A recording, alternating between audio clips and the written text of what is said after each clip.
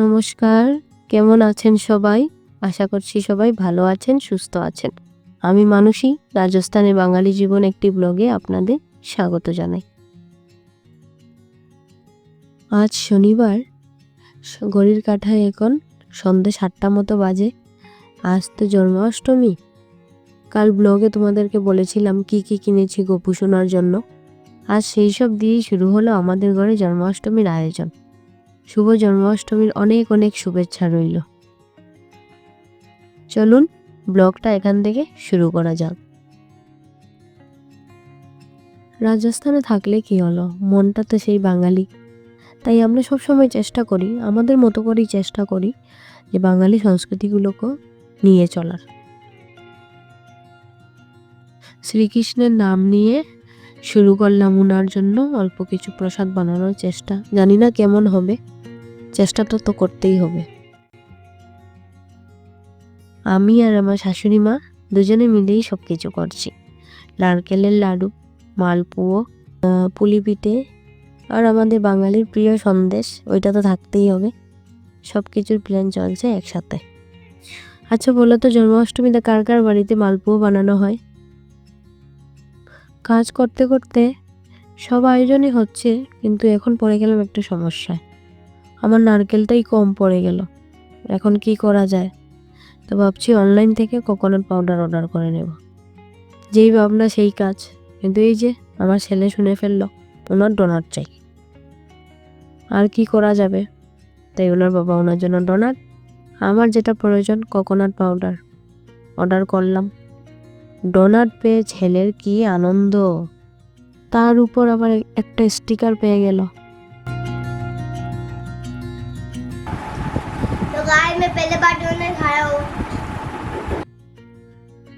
আমার সব আয়োজনই কম বেশি হয়ে গেছিল, কিন্তু এই মুড়ির নাড়ুটা আমার দ্বারা হচ্ছিল না।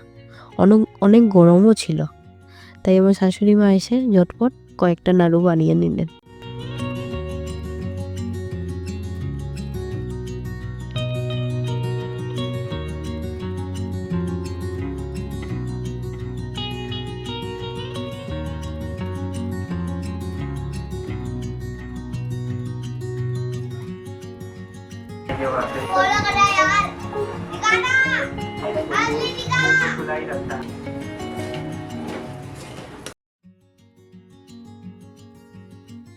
আমার সব আয়োজনই কমপ্লিট হয়ে গেছে, তাই এখন ভাবলাম অল্প রেডি হয়নি পুজোর জন্য।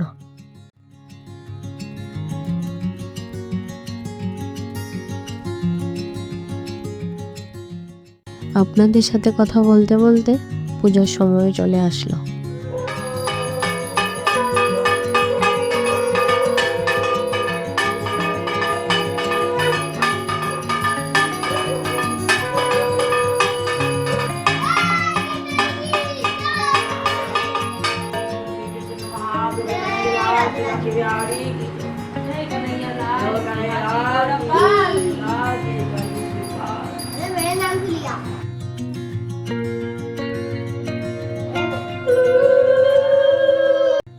পঞ্চামৃত দিয়ে এখন গোপু সোনার অভিষেক করে নিলাম। তারপর গোপু সোনার জন্য যা ওনার ড্রেস জুয়েলারি যা যা নিয়ে এসেছিলাম সব কিছু দিয়ে ওনাকে সাজিয়ে নিলাম।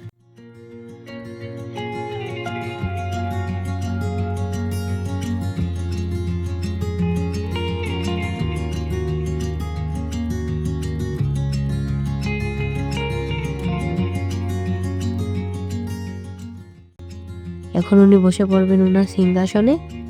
তারপর ওনার ভোগ নিবেদন আর আরতি সব কিছুই হয়ে গেল।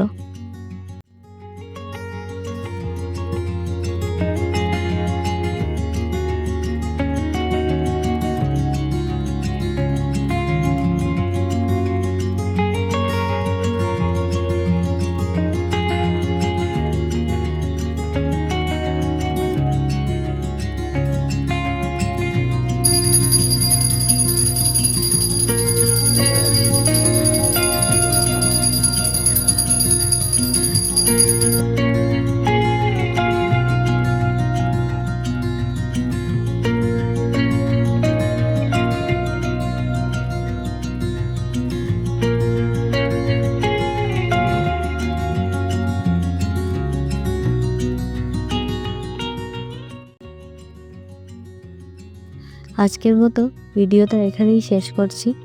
দেখা হবে নেক্সট কোনো ভিডিওতে। ভালো লাগলে অবশ্যই একটা কমেন্ট করে জানাবেন, আর লাইক, শেয়ার অ্যান্ড সাবস্ক্রাইব করে দেখবেন। সবাই ভালো থাকবেন, সুস্থ থাকবেন। দেখা হবে নেক্সট কোনো ভিডিওতে।